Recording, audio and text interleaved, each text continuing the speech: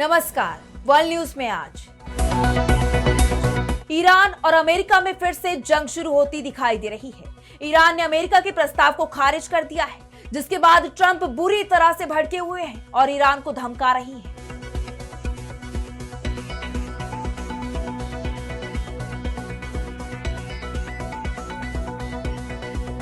Trump ने Iran को धमकी दी है कि वो उसकी हंसी छीन लेंगे। वहीं ईरान के सुप्रीम लीडर के बारे में कहा जा रहा है कि उन्होंने सेना को जंग के लिए तैयार रहने को कह दिया है। उनके नॉट रीचेबल होने की खबरें भी आ रही हैं। ऐसा तब होता है जब सुप्रीम लीडर की जान को खतरा होता है। इसके बाद ये तय हो गया है कि अमेरिका और ईरान के बीच अब बातचीत नहीं होगी, बल्कि जंग होगी। ट्रंप के बयान से साफ हो गया है कि किसी भी वक्त ईरान पर अमेरिका करेगा हमला। दोनों ही तरफ से जिस तरह के बयान सामने आ रहे हैं, उसके असर कच्चे तेल की कीमतों पर भी दिखने लगे हैं। इसकी कीमत एक बार फिर तेजी से बढ़ने लगी है। इस पर हम करेंगे विस्तार से चर्चा, लेकिन आइए जरा उन खबरों को भी देख ले जिन पर आगे होगी बात। ईरान के साथ जंग की आहट के बीच चीन यात्रा पर जा रहे हैं ट्रंप। 13 से 15 मई तक चीन यात्रा पर रहेंगे अमेरिकी राष्ट्रपति। चीन से बड़ी डील करने की बात कह रहे हैं ट्रंप। यूक्रेन ने रूस के साथ क्यों किया सीज फायर? पुतिन ने खोल दिया बड़ा राज। बताया अगर विक्ट्री डे पर यूक्रेन करता हमला तब क्या करता रूस।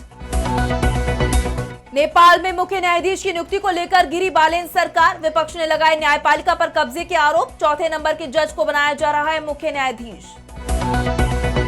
और चलते चलते में देखेंगे जमीन के नीचे भयानक टक्कर को। आ सकते हैं भूकंप और सुनामी, वैज्ञानिकों ने दी चेतावनी। इन सभी खबरों पर हम विस्तार से करेंगे बात, लेकिन पहले एक नजर हेडलाइंस पर। भारत चीन संबंधों पर तारिक रहमान के सलाहकार हुमायूं कबीर का बड़ा बयान। कहा हम दोनों देशों के बीच नहीं बनेंगे फुटबॉल। रहमान सरकार अपना रही बांग्लादेश प्रथम की विदेश नीति। सऊदी अरब की खुफिया एजेंसी के पूर्व महानिदेशक प्रिंस तुर्की अल फैसल का बड़ा दावा। कहा ईरान और सऊदी में युद्ध कराना चाहता था इजराइल।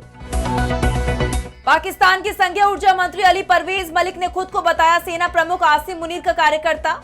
मंत्री के बयान से मचा बवाल। सरकार पर लगे लोकतांत्रिक व्यवस्था कमजोर करने के आरोप।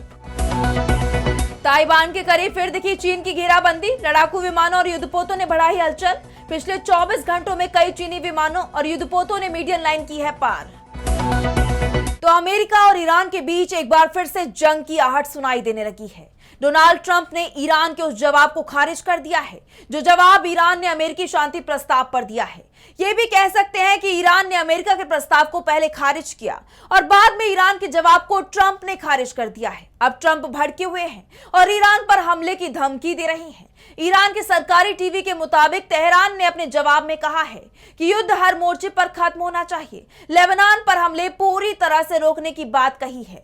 ईरान ने अपने प्रस्ताव में युद्ध में हुए नुकसान का मुआवजा भी मांगा है। इसके साथ ही उसने हॉर्मुज स्ट्रेट पर अपने अधिकार की बात दोहराई है। ईरान ने अमेरिका से कहा है कि वो अपनी नौसैनिक नाकेबंदी खत्म करे, आगे कोई हमला न करने की गारंटी दे, ईरान पर लगे आर्थिक प्रतिबंध हटाए और ईरानी तेल की बिक्री पर लगी रोक खत्म करे। अपने जवाब में ईरान ने अमेरिका की उस मांग को पूरी तरह से खारिज कर दिया है जिसमें ईरान को अपना परमाणु कार्यक्रम बंद करने और संवर्धित यूरेनियम अमेरिका को सौंपने की बात कही गई थी। ऐसे में ईरान के जवाब से ट्रंप भड़क उठे हैं। उन्होंने ईरानी जवाब को पूरी तरह से खारिज कर दिया है। ट्रंप ने कहा है कि मुझे ये बिल्कुल पसंद नहीं आया, इसे किसी तरह से माना नहीं जा सकता। ईरान पिछले 47 वर्षों से अमेरिका और पूरी दुनिया के साथ केवल देरी करने का खेल खेल रहा है। उन्होंने हमारे महान देश का मजाक उड़ाया है, लेकिन अब वो और नहीं हंस पाएंगे। ट्रंप ईरान को धमकी दे रही हैं, लेकिन ईरान की तरफ से जो खबर सामने आई है उसने पूरे पश्चिम एशिया को चिंता में डाल दिया है। ईरानी अधिकारियों का कहना है कि अचानक ही सुप्रीम लीडर मुज्तबा खामनेई तक उनकी पहुंच खत्म कर दी गई है। ऐसा तभी होता है जब जंग की पूरी रणनीति बन जाए। इससे पहले ईरान के सैन्य प्रमुख की सुप्रीम लीडर मुज्तबा खामनेई से मुलाकात की खबर सामने आई थी। ईरानी सरकारी टेलीविजन ने दावा किया कि सैन्य केंद्रीय कमान के प्रमुख अली अब्दुल्लाही ने सुप्रीम लीडर मुज्तबा खामनेई से मुलाकात की है। इस मुलाकात में खामनेई ने सेना प्रमुख को अमेरिका का मुकाबला करने के निर्देश दिए हैं। सीधे सीधे कहा जाए तो अमेरिका के हमले का जवाब देने को कह दिया है। इस बीच ईरान की सेना ने चेतावनी दी है कि जो भी देश उसके खिलाफ अमेरिकी प्रतिबंधों का पालन करेंगे उन्हें हॉर्मुज स्ट्रेट पार करने में कठिनाइयों का सामना करना पड़ेगा। हॉर्मुज में पहले से ही जंग के हालात बने हुए हैं। इस बीच ईरान हॉर्मुज स्ट्रेट से गुजरने वाले जहाजों के बाद अब डिजिटल डेटा पर टैक्स लगाने की तैयारी में है। ईरान हॉर्मुज स्ट्रेट से गुजरने वाले 7 प्रमुख अंडर वाटर इंटरनेट केबल से टैक्स वसूलने की योजना बना रहा है। ईरान के रिवोल्यूशनरी गार्ड से जुड़ी न्यूज एजेंसी तस्नीम की तरफ से कहा गया है कि हॉर्मुज से गुजरने वाले under water fibre optic cables के जरिए हर दिन $10 ट्रिलियन से ज्यादा का फाइनेंशियल ट्रांजैक्शन होता है। ये बात आप जानते हैं कि हॉर्मुज स्ट्रेट और लाल सागर के नीचे ऐसी केबलें गुजरती हैं जिन पर बैंकिंग, एआई, क्लाउड सर्विस और दुनिया की ज्यादातर ऑनलाइन सेवाएं चलती हैं। अगर इन केबलों को नुकसान पहुंचा या डेटा की स्पीड धीमी हुई तो इसका असर पूरी दुनिया में महसूस होगा। हॉर्मुज स्ट्रेट से 20 से ज्यादा केबल्स गुजरती हैं, जिससे दुनिया का करीब 17 से 30% इंटरनेट ट्रैफिक गुजरता है। अगर ईरान इन केबल्स को नुकसान पहुंचाता है तो इसका असर भारत पर भी दिखाई देगा। भारत का लगभग 60% इंटरनेट ट्रैफिक मुंबई और लाल सागर वाले रास्ते से जाता है। अगर इस रास्ते में कोई रुकावट आती है तो इंटरनेट की स्पीड धीमी हो सकती है।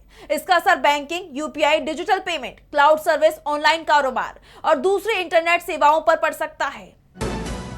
अब बात ट्रंप के चीन दौरे की। अमेरिका के राष्ट्रपति डोनाल्ड ट्रंप चीन के दौरे पर जा रहे हैं। किसी भी अमेरिकी राष्ट्रपति का 9 साल में ये पहला अमेरिकी दौरा है। वैसे 9 साल पहले भी डोनाल्ड ट्रंप ही अमेरिकी राष्ट्रपति की हैसियत से चीन पहुंचे थे और अब एक बार फिर 13 मई को वो चीन यात्रा पर जा रहे हैं। वैसे तो ट्रंप का चीन दौरा इस साल की शुरुआत में तय था, लेकिन अमेरिका और ईरान के बीच जंग के चलते इसे टाल दिया गया था। अमेरिका का कहना था कि चीन जंग में ईरान की मदद कर रहा है, इसलिए जंग के वक्त ट्रंप का चीन जाना सही नहीं होगा। और अब जब ईरान के साथ एक बार फिर जंग की आहट सुनाई दे रही है, उससे पहले ट्रंप चीन की यात्रा पर पहुंचने वाले हैं। अमेरिकी अधिकारियों के मुताबिक ट्रंप और चीनी राष्ट्रपति Xi Jinping Iran, Taiwan, AI और परमाणु हथियारों पर चर्चा करेंगे। साथ ही एक अहम खनिज समझौते को आगे बढ़ाने पर भी विचार करेंगे। दरअसल ट्रंप के चीन दौरे के पीछे सबसे बड़ा कारण भी खनिज समझौते को ही माना जा रहा है, क्योंकि रियल अर्थ मटेरियल्स, जिन्हें दुर्लभ खनिज भी कहा जाता है, उन पर चीन का दबदबा है। स्मार्टफोन, इलेक्ट्रिक वाहन यानी ईवी, फाइटर जेट मिसाइल और एआई यानी आर्टिफिशियल इंटेलिजेंस के लिए ये बेहद जरूरी है। चीन दुनिया के दुर्लभ खनिजों की प्रोसेसिंग में लगभग 90 से 92% का दबदबा रखता है। 2025 में कुछ विशेष दुर्लभ खनिजों के निर्यात पर उसने प्रतिबंध लगा दिए थे। चीन इस तकनीक का इस्तेमाल एक हथियार के रूप में कर रहा है और जब उसने दुर्लभ खनिज के निर्यात को रोका तो अमेरिका में कई कंपनियां बंद होने की स्थिति में पहुंच गई, जिसके बाद ट्रंप को चीन के सामने झुकना पड़ा था और उस पर लगाए गए टैरिफ को वापस लेना पड़ गया था। ऐसे में ट्रंप की कोशिश है कि वो चीन के साथ ऐसा समझौता करने में कामयाब हो जाए जिससे भविष्य में अमेरिका के सामने कोई परेशानी ना हो। लेकिन ये इतना आसान होने वाला नहीं है, क्योंकि ताइवान का मुद्दा अमेरिका और चीन के बीच बाधा बन सकता है। चीन के बारे में कहा जाता है कि वो कभी भी ताइवान पर हमला कर सकता है। वो ताइवान को अपना हिस्सा मानता है। दूसरी तरफ अमेरिका ताइवान को हथियारों की सप्लाई कर रहा है और अमेरिका ने साफ कर दिया है कि उसकी ताइवान नीति में कोई बदलाव नहीं हुआ है। ऐसे में क्या ट्रंप जिनपिंग के साथ कोई बड़ा समझौता कर पाएंगे? वैसे डील होगी या नहीं ये अभी तय नहीं है, लेकिन ये जरूर तय है कि डील का नतीजा कुछ भी हो, ट्रंप उसे अपनी जीत के रूप में जरूर पेश करेंगे। अब बात करते हैं रूस और यूक्रेन की। दोनों देशों के बीच पिछले 4 साल से जंग चल रही है, जिससे हालात काफी बिगड़े हुए हैं। सवाल उठ रहे हैं कि आखिर ये जंग कब रुकेगी, और अब एक उम्मीद की किरण दिखाई देने लगी है, क्योंकि रूस के राष्ट्रपति व्लादिमीर पुतिन ने कहा है कि ये जंग खत्म होने की तरफ बढ़ रही है। ये जंग के रुकने के संकेत हैं। इस बीच दोनों देशों के बीच 3 दिन के लिए हुआ सीजफायर 11 मई तक खत्म हो रहा है। सीजफायर खत्म होने से पहले रूसी राष्ट्रपति पुतिन ने बड़ा खुलासा किया है। दरअसल सवाल उठ रहे थे कि यूक्रेन 3 दिन के सीजफायर के लिए कैसे तैयार हुआ। इसको लेकर राष्ट्रपति पुतिन ने बयान दिया है। कहा है कि हमने भारत, चीन और अमेरिका को बता दिया था कि अगर यूक्रेन विक्ट्री डे परेड पर हमला करता है तो इसका जवाब बहुत भयानक होगा। दरअसल ये कहा जा रहा था कि विक्ट्री डे परेड पर अगर यूक्रेन ने मॉस्को पर हमला किया तो पुतिन ने जवाब में परमाणु बम के इस्तेमाल की तैयारी कर ली थी और इसके बारे में उन्होंने अमेरिका, चीन और भारत को भी बता दिया था। और अब उन्होंने ये तो कहा है कि उन्होंने इसकी जानकारी मित्र देशों को दी थी, लेकिन परमाणु हमले को लेकर कुछ भी साफ नहीं कहा है। रूसी रक्षा मंत्रालय ने पहले ही एक बयान जारी किया था जिसमें कहा गया था कि अगर कोई भी हमारे समारोह में बाधा डालने की कोशिश करता है तो हम जवाबी हमले करने के लिए मजबूर होंगे। मध्य कीव पर व्यापक मिसाइल हमले। रूस ने चीन, भारत, संयुक्त राज्य अमेरिका और अन्य साझेदारों के साथ 9 मई को कीव के जरिए किए गए हमलों के नतीजों और रूस की संभावित प्रतिक्रियाओं पर चर्चा की। हमने अपने मित्रों, सहयोगियों और साझेदारों को संभावित परिदृश्य की रूपरेखा प्रस्तुत की। यानी साफ है कि पुतिन ने यूक्रेन को चेतावनी दी थी, जिसके बाद ही ज़ेलेंस्की दबाव में आकर सीजफायर को तैयार हुए। और अब ये सीज फायर आगे बढ़ता है या नहीं, ये देखना होगा। हालांकि रूस की तरफ से पहली बार शांति के संकेत दिए जा रहे हैं। पुतिन ने ये संकेत दिए हैं कि अगर यूक्रेन के साथ स्थायी शांति पर सहमति बनती है तब वो जेलेंस्की के साथ सीधी बातचीत कर सकते हैं, लेकिन जेलेंस्की से तभी मिलेंगे जब समझौते की उम्मीद हो। ऐसे में सभी की नजरें इस वक्त जेलेंस्की पर टिकी हुई है कि वो क्या फैसला करते हैं। देखना होगा कि रूस और यूक्रेन शांति की तरफ बढ़ते हैं या फिर एक बार फिर से जंग छिड़ने वाली है। और अब आगे बढ़ते हैं, बात करेंगे नेपाल की। नेपाल के प्रधानमंत्री बालेन शाह लगातार विवादों में घिरते दिखाई दे रहे हैं। उनके फैसलों का विरोध नेपाल में ही शुरू हो चुका है और अब बालेन शाह के एक फैसले से सरकार और न्यायपालिका ही आमने सामने आ गए हैं। विपक्षी दलों ने भी सवाल उठाए हैं, कहा है कि सरकार अब न्यायपालिका को अपने अधीन लेने की कोशिश कर रही है। इस पूरे विवाद की शुरुआत सरकार के फैसले से हुई है। प्रधानमंत्री बालेन शाह की अगुवाई वाली संवैधानिक परिषद ने सुप्रीम कोर्ट के जज मनोज शर्मा को अगले मुख्य न्यायाधीश पद के लिए नामित किया है, जबकि सुप्रीम कोर्ट के जजों में वो चौथे नंबर पर हैं। भारत की तरह नेपाल में भी दशकों से मुख्य न्यायाधीश को चुनने की एक ही परंपरा चली आ रही है। सरकार की तरफ से सबसे वरिष्ठ जज को मुख्य न्यायाधीश बनाया जाता है, लेकिन नेपाल सरकार ने जब चौथे नंबर के जज को मुख्य न्यायाधीश बनाने का फैसला किया तो विपक्ष से लेकर न्यायपालिका तक सबने सवाल खड़े कर दिए। राष्ट्रीय सभा के अध्यक्ष नारायण दहल और प्रतिनिधि सभा में विपक्ष के नेता भीष्मराज अगदेम्बे ने इस सिफारिश का विरोध किया। दोनों नेताओं ने कहा कि जो परंपरा चली आ रही है उसे तोड़ा नहीं जाना चाहिए। यहां तक कि कार्यवाहक मुख्य न्यायाधीश सपना प्रधान मल्ला ने भी परिषद के फैसले पर कड़ी प्रतिक्रिया दी। उन्होंने कहा कि सरकार न्यायपालिका को अपने नियंत्रण में लाने की कोशिश कर रही है। न्यायपालिका को ऐसी संस्था में बदला जा रहा है जो कार्यपालिका के सामने समझौता कर दे। हमारे लिए न्यायपालिका की स्वतंत्रता बनाए रखना बेहद जरूरी है और जजों को किसी राजनीतिक दबाव या महाभियोग की धमकी से डरना नहीं चाहिए। न्याय केवल निष्पक्षता और साहस के साथ ही दिया जा सकता है।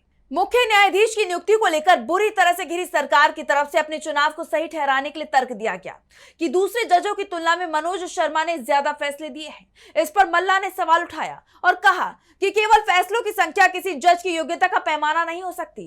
पूर्व प्रधानमंत्री और नेपाल की पहली महिला मुख्य न्यायाधीश सुशीला कार्की ने भी परिषद के फैसले का विरोध किया है। सपना प्रधान मल्ला जैसे योग्य महिला जज को मुख्य न्यायाधीश बनने का मौका नहीं दिया गया। कार्की ने इसे देश की महिलाओं का अपमान बताया। संवैधानिक विशेषज्ञ विपिन अधिकारी का कहना है कि संविधान परिषद को जूनियर जज की सिफारिश करने से नहीं रोकता, लेकिन वरिष्ठता की परंपरा अगर टूट जाती है फिर सरकार न्यायाधीशों के चुनाव में मनमानी शुरू कर देगी। नेपाल के संविधान के अनुच्छेद 129 के मुताबिक जो जज सुप्रीम कोर्ट में कम से कम 3 साल तक कार्य कर चुका हो वो मुख्य न्यायाधीश बनने के लिए पात्र होता है। और अब चलते चलते में बात करेंगे समुद्र के नीचे ट्रेन एक्सीडेंट जैसे मंजर की। आपने ट्रेन एक्सीडेंट के कई किस्से सुने होंगे। एक्सीडेंट के बाद का मंजर भयावह होता है और ऐसा ही कुछ धरती की सतह के हजारों फीट नीचे हो भी रहा है, जिससे दुनिया भर के वैज्ञानिक हैरान हैं। हालांकि समुद्र के अंदर कोई ट्रेन एक्सीडेंट नहीं हो रहा, लेकिन ऐसा कुछ जरूर हो रहा है जिसे रिसर्चर्स ट्रेन एक्सीडेंट जैसा मंजर बता रही हैं। और इसका सीधा कनेक्शन उन टेक्टोनिक प्लेट से है जिनमें हमारा पूरा जीवन टिका हुआ है। दरअसल प्रशांत महासागर के पैसिफिक नॉर्थ वेस्ट इलाके में धरती के नीचे मौजूद एक विशाल टेक्टोनिक प्लेट अब धीरे धीरे फटने लगी है, उनमें बड़ी दरार आने लगी है। साल 2021 में एक विशेष समुद्री जहाज मार्कस जी लैंगसेट की मदद से समुद्र के तल में अल्ट्रासाउंड जैसी तरंगें भेजी गई थी। इस प्रयोग को कैसे 21 नाम दिया गया था। 15 किलोमीटर लंबे सेंसर से जो डेटा भेजा गया उससे पता चला कि टेक्टोनिक प्लेट सिर्फ नीचे नहीं धंस रही है, बल्कि वो तेजी से फट भी रही है। धरती के नीचे मची इस उथल पुथल ने भूकंप और सुनामी के खतरों को लेकर गंभीर चिंताएं पैदा कर दी हैं। आसान भाषा में समझे तो धरती के नीचे कई टेक्टोनिक प्लेट्स होती हैं जो आपस में टकराती रहती हैं। जब एक प्लेट दूसरी प्लेट के नीचे दबती है तो उसे सबडक्शन जोन कहते हैं और दुनिया के अक्सर सबसे खतरनाक भूकंप और ज्वालामुखी अक्सर इन्हीं क्षेत्रों में आते हैं। इस रिसर्च में शामिल लुसियाना स्टेट यूनिवर्सिटी के प्रोफेसर ब्रेंडन शक ने बताया कि सबडक्शन जोन को शुरू करना किसी ट्रेन को पहाड़ पर चढ़ाने जैसा है। इसमें बहुत ज्यादा ताकत लगती है, लेकिन एक बार जब ये शुरू हो जाता है तो ये ढलान पर दौड़ती ट्रेन जैसा होता है, जिसे रोकना लगभग नामुमकिन जैसा ही होता है। इसे खत्म करने के लिए एक जबरदस्त ट्रेन एक्सीडेंट जैसे पावर की जरूरत होती है और ठीक ऐसा ही ट्रेन एक्सीडेंट या प्लेट का फटना शुरू हो गया है। ऐसे में वैज्ञानिकों का मानना है कि अगर इन प्लेट्स का फटना नहीं रुका और ये इसी तरह टूटती रही तो इससे इस क्षेत्र में बड़े पैमाने पर भूकंप या सुनामी जैसी हलचल हो सकती है। बड़ी बात तो यह है कि पैसिफिक नॉर्थ वेस्ट का ये इलाका पहले से ही भूकंप के लिए संवेदनशील है और प्लेट का फटना आने वाले समय में किसी बड़ी आपदा का कारण हो सकता है। तो फिलहाल वर्ल्ड न्यूज में बस इतना ही। देश और दुनिया की तमाम बड़ी खबरों के लिए देखते रहिए DB लाइव। नमस्कार।